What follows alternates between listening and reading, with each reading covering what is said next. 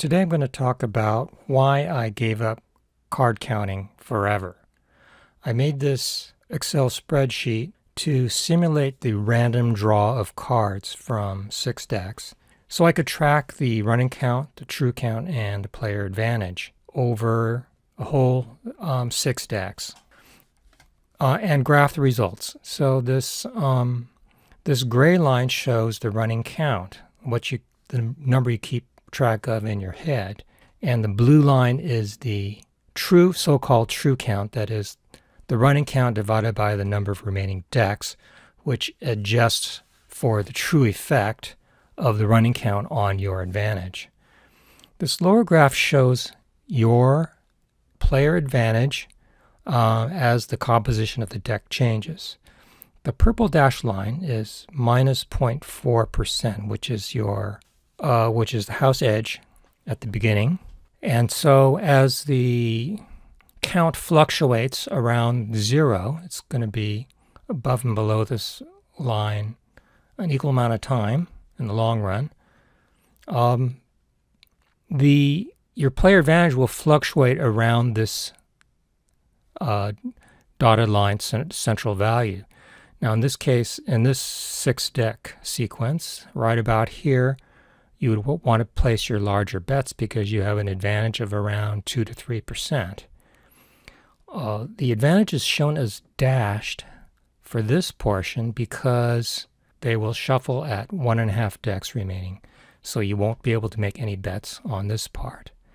This pie chart shows the fraction of time that you have an advantage, the green, and the disadvantage, red, and neutral, which is gray.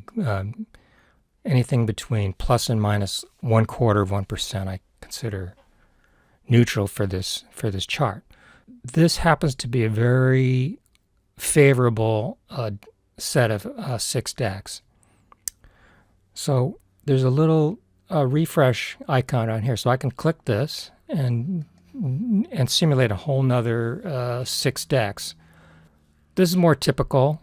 Your advantage fluctuates from around minus 1 or 1.5 or 2% to plus 1%, and you have only just a few opportunities to place some favorable bets with an advantage of around half to 1%. I click this again. Each one of these is totally random.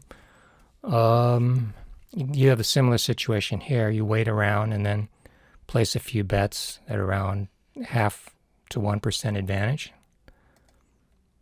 Click again. Oh, here's another very favorable sequence. Click again. Okay, here you never get to play an advantage. You would probably wait out this whole 6 decks. Click again. Same thing here. You would wait it out. And here you would probably wait it out too, because you would only get 1 or 2 hands at a favorable advantage. As you can see, it requires a lot of patience to do this card counting, and you probably have to make some unfavorable bets during those waiting times so that you don't arouse the suspicion of the casino.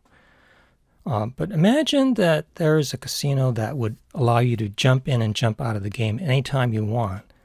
And suppose you decide you're going to wait until the advantage becomes 2% or more, and then you would only bet at that time and then sit out the rest of the time.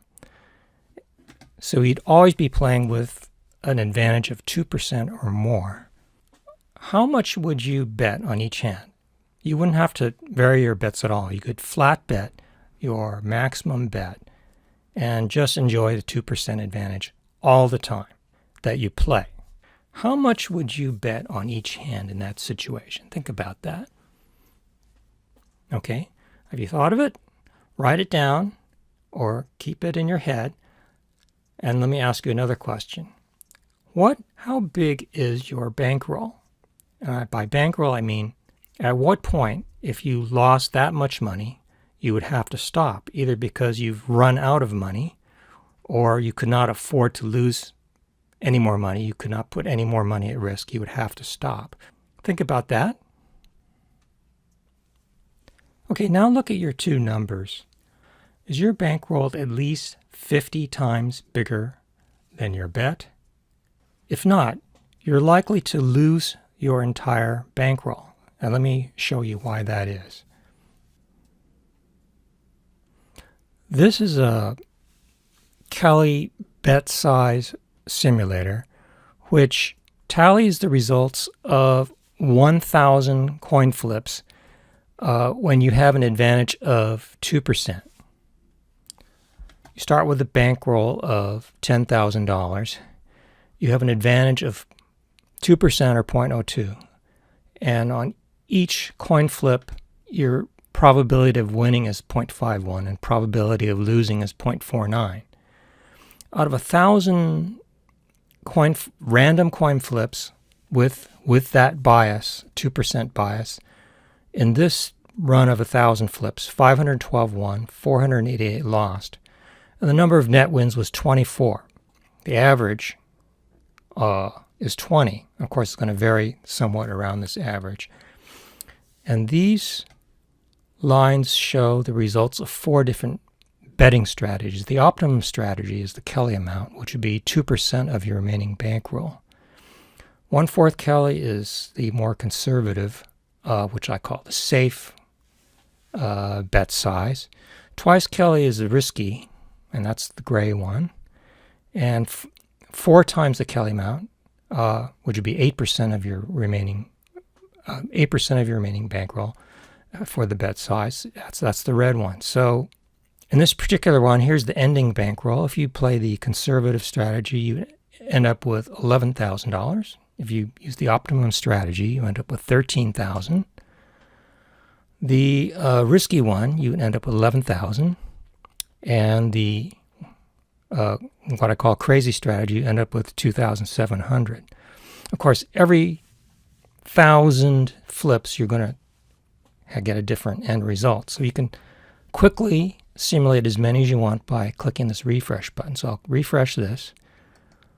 And here we go, another 1,000 coin flips.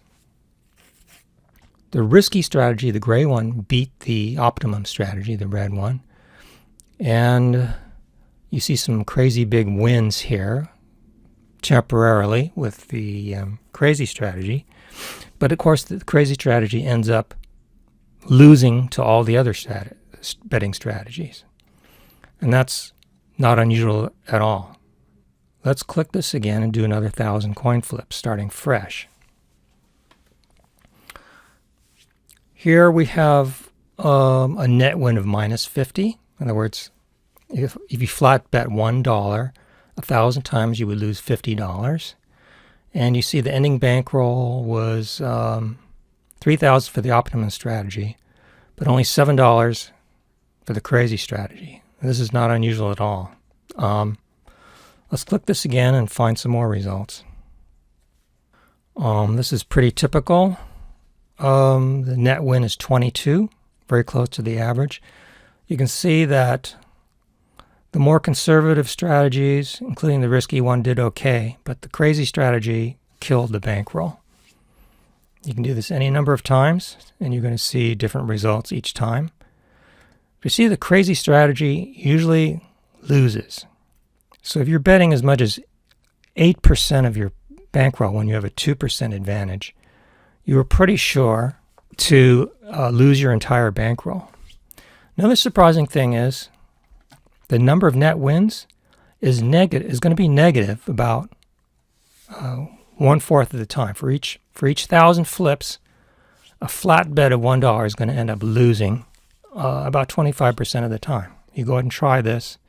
Just do this like 10 times or 20 times, and you'll see the net win is going to be negative about 1/4 of the time.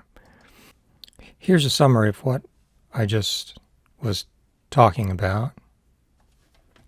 If you have a 2% advantage, you should bet 2% of your bankroll. Your bankroll will grow at the fastest possible rate.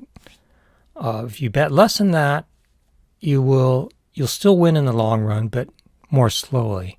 Same is true if you bet a little more. If you bet a little more than 2%, your losing streaks will knock down your bankroll, and you won't win as fast. Now, if you bet more than twice the Kelly Optimum, your losing streaks will exceed your winnings, and you will eventually push your bankroll to zero.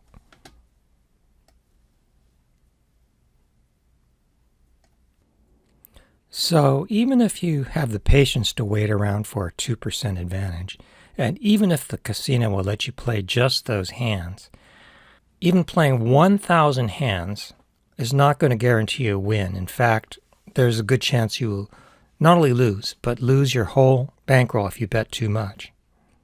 And so if you decide you're still going to count cards, this will help you understand what you're up against. Good luck.